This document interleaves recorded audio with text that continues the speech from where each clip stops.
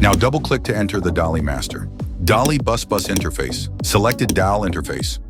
Next, address the device. System extension or complete new installation. The system will find the DALI broadcast module and set the address for it automatically. You can also change its address manually. After changing the addresses of its sub-device will all be set to the same address.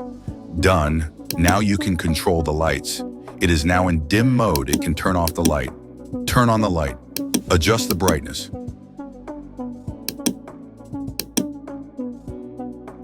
We set its mode to RGBW. It needs to be readdressing. Once it's done, you can control it. You can turn off the light, turn on the light, adjust the brightness,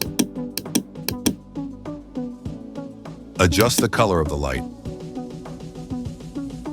If you have a DALI controller, we can plug it into the DALI bus to control the lights.